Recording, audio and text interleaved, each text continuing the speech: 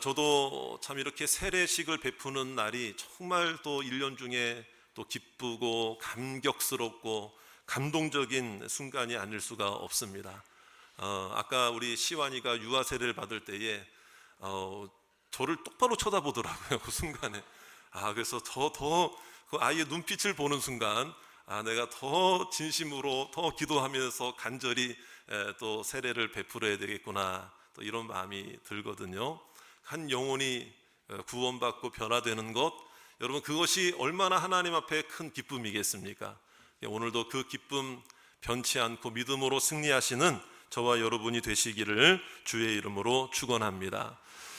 오늘 말씀은 예수님이 종려 주일 이미 예루살렘에 입성하신 후에 이제 내일이면 십자가를 지셔야 할 그런 시간이 다가온 것이죠.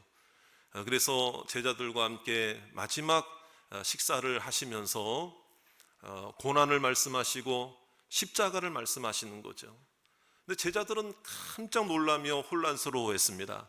왜 그런가 하면 이스라엘의 왕으로 오신 예수님이 예루살렘으로 입성하시는 그 종려주일, 바로 오늘이죠.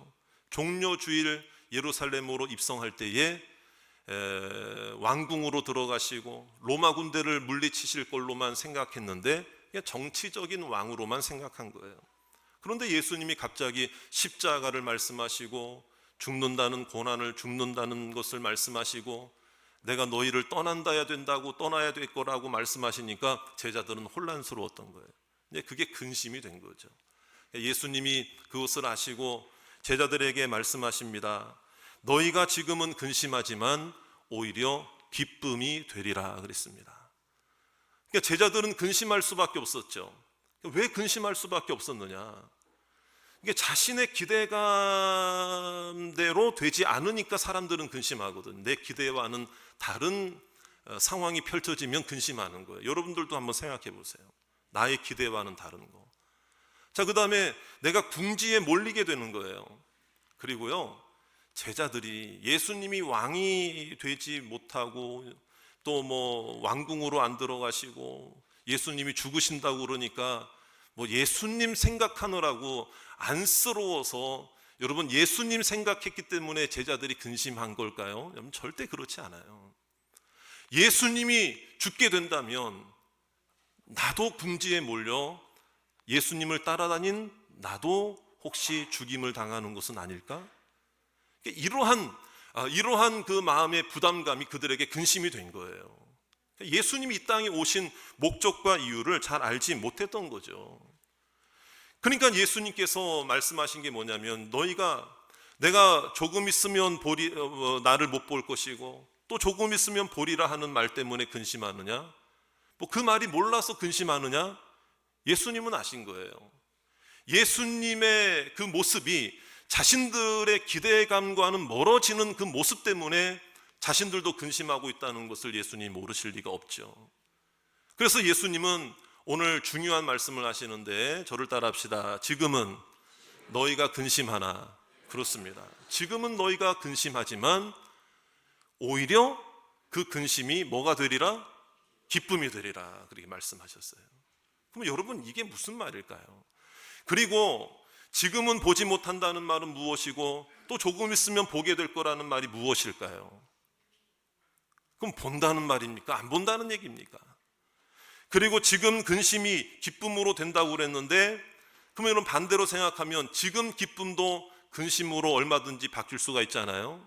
그럼 이렇게 예수님이 말씀하신 기쁨도 언젠가는 근심이 될 텐데, 여러분 이 근심과 기쁨은 어떤 관계이며 어떤 의미인가? 여러분들에게 한번 여쭤보겠습니다. 여러분들도 있다가 없어지는, 없다가 있어지는, 왔다 갔다 하는 일시적인 기쁨을 원하십니까? 영원한 기쁨을 원하십니까? 영원한 기쁨을 원하잖아요. 지금 있는 기쁨을 빼앗기지 않고 싶어 하시잖아요. 그런데 왜 예수님은 지금 근심이 기쁨으로 될 것이다? 그럼 반대로 우리가 생각해 보면 그러면 지금 기쁨도 근심으로 바뀔 수도 있다는 얘기인가? 이게 도대체 이게 무슨 말씀일까? 여러분 이것은 예수님의 십자가를 말씀하시는 것이고 예수님의 부활을 말씀하시는 거예요. 조금 있으면 나를 보지 못한다는 것은 예수님이 십자가를 지시는 고난을 당하여 죽임을 당하실 것이라는 말씀이고, 조금 있으면 다시 보게 될 것이라는 말씀은 3일 후에 다시 부활하게 되실 줄 믿습니다. 부활 후에 예수님을 만나게 되면 예수님의 고난이 죽는 것처럼 보이고 근심인 것처럼 보이지만 예수님의 부활로 말미암아 기뻐하게 될 것임을 제자들에게 말씀하신 줄로 믿습니다. 그래서 예수님이 말씀하신 기쁨은 세상적 기쁨과 일시적 기쁨과는 다른 거예요.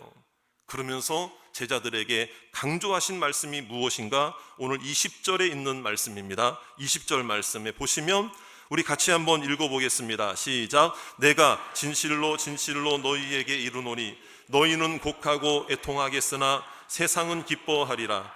너희는 근심하겠으나 너희 근심이 도리어 기쁨이 되리라.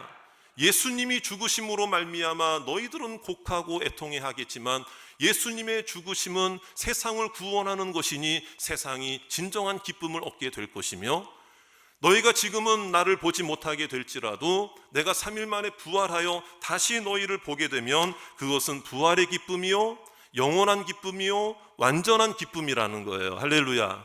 이걸 예수님이 말씀하시는 거거든요.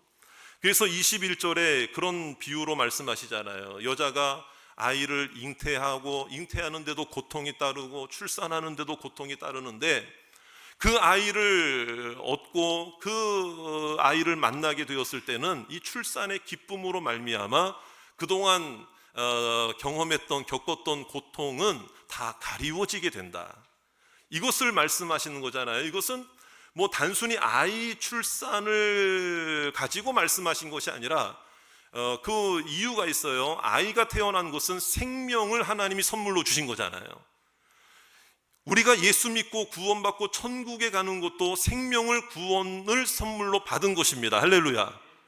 그러니까 예수님의 죽으심으로 말미암아 고난으로 말미암아 잠시 근심하게 되지만 우리에게는 영원한 천국이 주어지게 되는 일이기 때문에 그런 어려움과 힘든 일들은 잠시의 고통과 근심은 다 사라지게 될 줄로 믿습니다. 기쁨을 허락해 주시니까. 그래서 예수님이 말씀하신 이 기쁨은 있다가 없어지고 없다가 있어지고 왔다 갔다 하는 기쁨이 아니라, 저를 따라 하실까요? 영원한 기쁨, 완전한 기쁨, 빼앗기지 않는 기쁨, 빼앗기지 않는 기쁨이라 이 말이에요. 그래서 우리 22절을 다 같이 한번 읽어볼 필요가 있습니다. 다 같이 한번 22절입니다. 시작. 지금은 너희가 근심하나 내가 다시 너희를 보리니 너희 마음이 기쁠 것이요 너희 기쁨을 빼앗을 자가 없으리라. 다시 한번 따라합시다. 빼앗기지 않는 기쁨, 충만한 기쁨. 그래서 24절에도 나와 있잖아요. 구하라 그리하면 받으리니 너희 기쁨이 어떻게 하리라? 충만하리라. 부족함이 없는 기쁨이다 이 말이에요.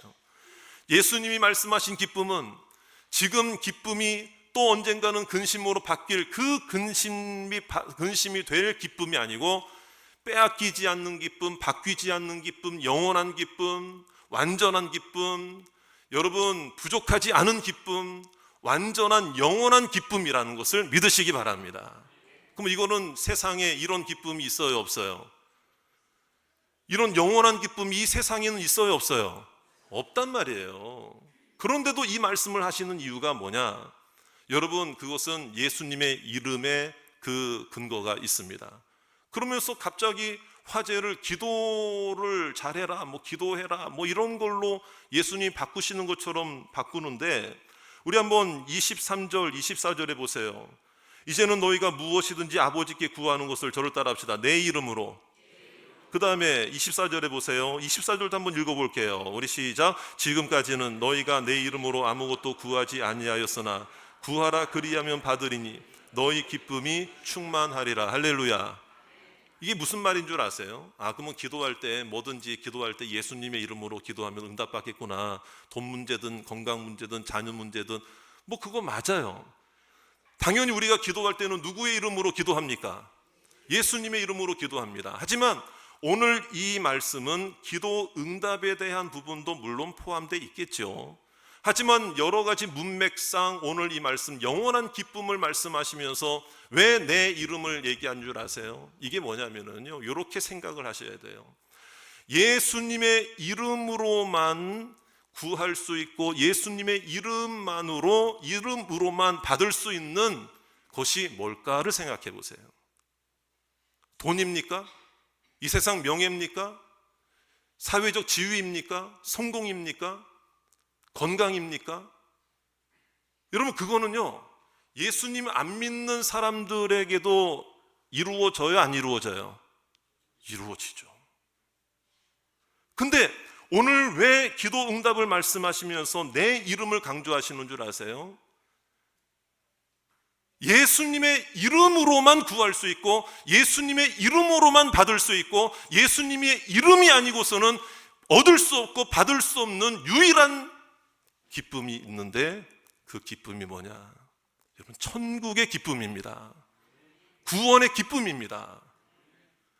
그냥 다른 건 몰라도 그 천국의 기쁨, 구원 얻는 기쁨, 이 부활의 기쁨은, 이 영원한 기쁨, 빼앗기지 않는 기쁨이기 때문에 이 세상에서 있다가 없어지고 없다가 있고 왔다 갔다 하는 그런 기쁨이 아니고, 그 영원한 기쁨이야말로 누구의 이름이 아니고서는 얻을 수 없다? 예수의 이름, 예수의 이름. 할렐루야. 그러니까 근심이 기쁨이 되는 길은 유일한 길, 예수의 이름밖에 없다는 말이에요. 오늘 세례받고 나의 구주로 예수님을 영접하고 우리 학습받고 유아 세례받고 입교를 받은 우리 성도님들도 마찬가지죠.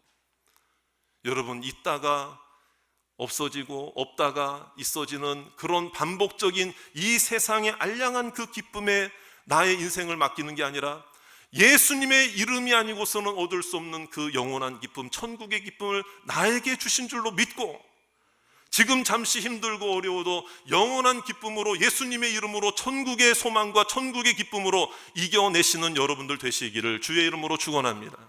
이게 진정한 기쁨 아니겠습니까? 또 한 가지 생각을 해볼 수 있어요. 여러분, 지금 임종을 눈앞에 둔 어떤 분이 있다고 생각해 보세요. 그 임종을 이제 눈앞에 두면 육신의 장막을 벗어버리고 이제 영혼이 하나님 앞에 가야 되는데, 여러분, 이 사람에게 기쁨이 어떤 기쁨일까요? 이 임종을 눈앞에 둔 사람에게 한 가지 남아있는 기쁨이라면 어떤 기쁨일까요? 지금까지 살아오면서 물질이 많이 있어서 물질을 많이 누렸다는 그 기쁨이 이 사람을 기쁘게 할까요? 그 순간에?